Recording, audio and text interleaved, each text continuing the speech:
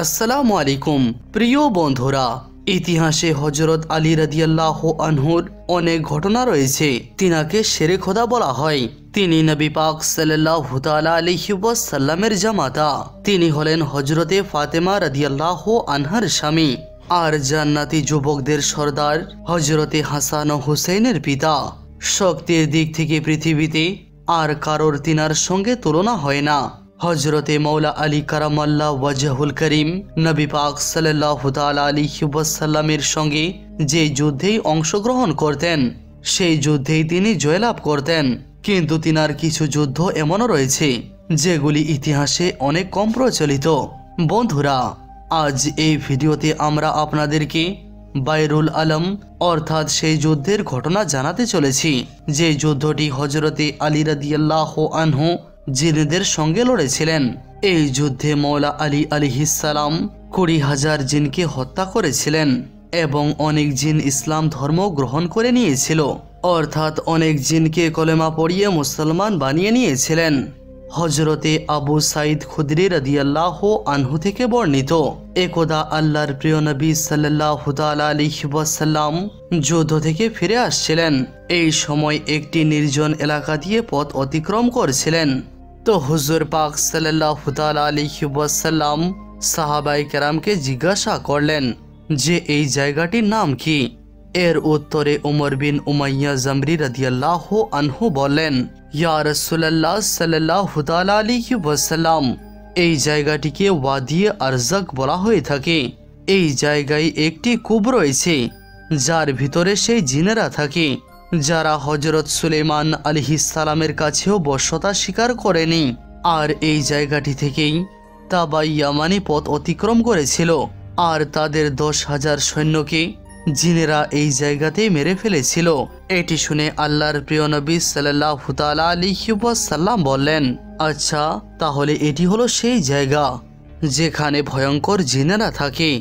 যদি এমনটাই হয়ে থাকে তাহলে এখানেই থেমে যাও। সুতরাং তিনার হুকুমে তিনার কাফেলা সেখানেই থেমে গেল।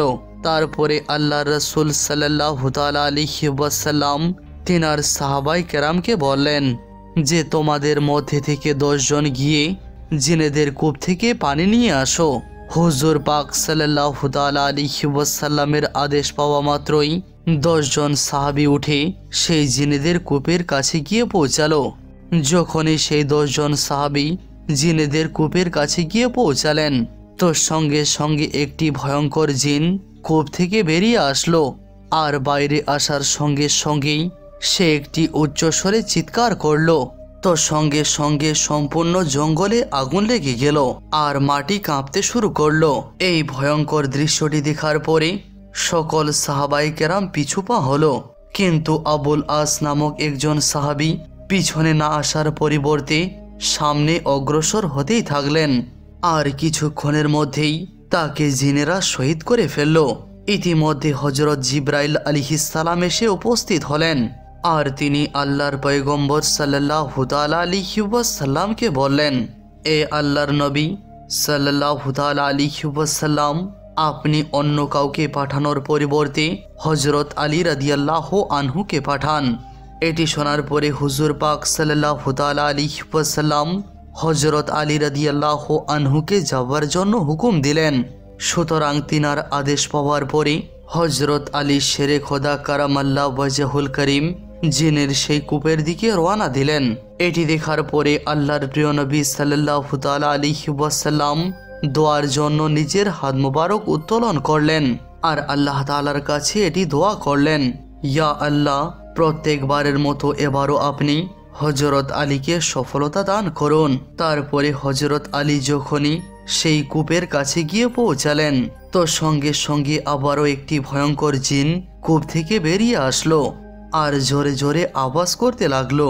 এটি দেখার পরে শেরে খোদা হযরত আলী রাদিয়াল্লাহু আনহু বললেন যে আমি হলাম আলী ইবনে আবু তালিব, আমি জিনেদেরকে নিয়ন্ত্রণ করতে এসেছি।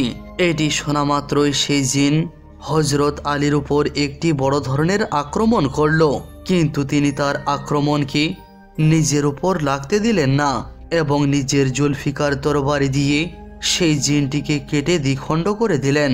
এরপরে সেই কূপ থেকে আগুনের গোলা বেরিয়ে আসতে শুরু করলো এবং তার সঙ্গে সঙ্গে একটি ভয়ঙ্কর আওয়াজ বেরিয়ে আসতে শুরু করলো।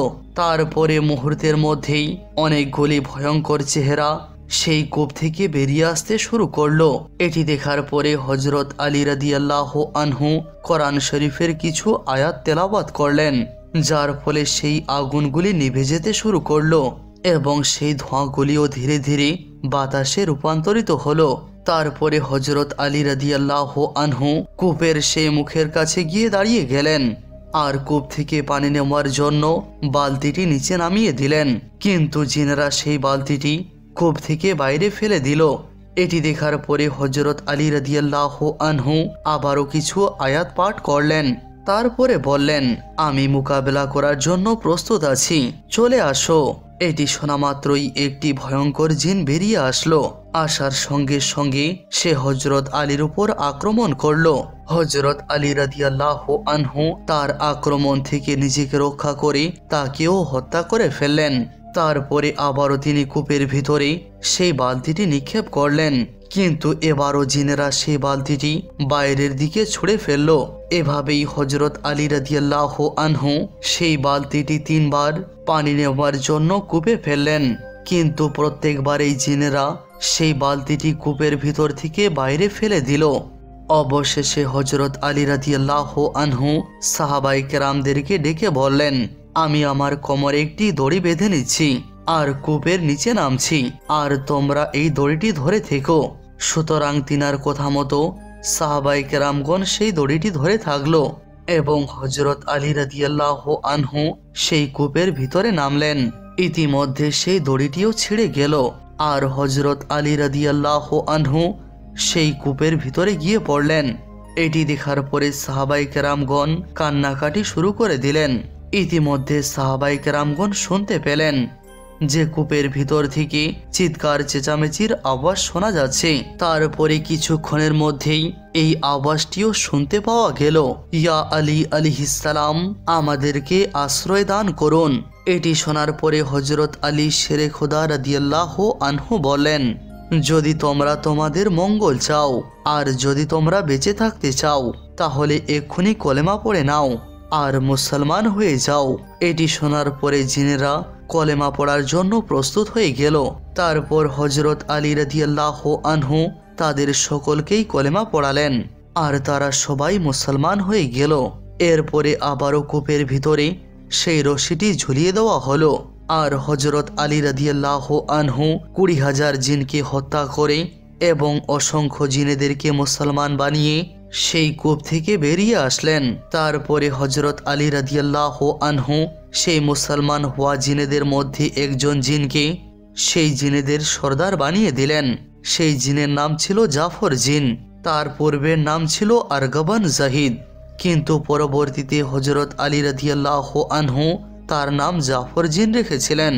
ইতিহাসে বর্ণিত রয়েছে যে যখন হযরত আলী রাদিয়াল্লাহু আনহুর প্রিয় পুত্র যখন ইমাম হোসেন রাদিয়াল্লাহু আনহু সাহায্যের জন্য ডেকেছিলেন, তো সেই সময় সমস্ত আম্বিয়ায়ে কেরাম, ফেরেশতাদের জামাত, জিন্নাত এবং অন্যান্য অদৃশ্য মাখলুকগুলিও হযরত ইমাম হোসেন রাদিয়াল্লাহু আনহুকে সাহায্য করার জন্য কারবালার প্রান্তরে পৌঁছে গিয়েছিল। ফেরেশতাদের এক গোত্র নিজেদের একজন সর্দার যার নাম মনসুর ছিল, সে কারবালার প্রান্তরে আসলো। তার সঙ্গে সঙ্গে জিনেদের একটি গোত্র ইমাম হোসেন রাদিয়াল্লাহু আনহুকে সাহায্য করার জন্য কারবালার প্রান্তরে গিয়ে উপস্থিত হয়েছিল। আর জিনেদের গোত্রের যে সর্দার ছিল সে এই জাফর জিনেই ছিল, যাকে হযরত আলী রাদিয়াল্লাহু আনহু কলমা পড়িয়ে মুসলমান বানিয়েছিলেন। জাফর নামী এই জিন সেই দিন নিজের রাজ্যাভিষেকের উৎসব পালন করছিল। ইতিমধ্যে 2টি জিন এসে তাকে কারবালা এবং ইমাম হোসেনের সম্বন্ধে অবগত করল। সে তাকে জানিয়ে দিল যে কারবালার প্রান্তরে হযরত আলীর প্রিয় পুত্রকে শত্রু দল ঘিরে ফেলেছে। এটি শোনা মাত্রই জাফর জিন তার সমস্ত কাজকর্ম ফেলে হযরত ইমাম হোসেন রাদিয়াল্লাহু আনহুকে সাহায্য করার জন্য কারবালার প্রান্তরে এসে উপস্থিত হন। কিন্তু হজরত ইমাম হুসেন রাদিয়াল্লাহু আনহু তাকে শুভ সংবাদ শুনিয়ে সাহায্য করতে বারণ করেন। তারপরে তিনি বলেন, আজ কারবালার এই প্রান্তরে আমি আমার শিশু আলী আসগর, আলী আকবর এবং অন্যান্য সঙ্গী সাথীদেরকে আমার নানা জানের উম্মতের জন্য কুরবান করে দিয়েছি। আমি তোমার উপর রাজি রয়েছি, কিন্তু আমার নানা জানের উম্মতের জন্য আমাকে এই কুরবানি অবশ্যই দিতে হবে। আল্লাহু আকবার।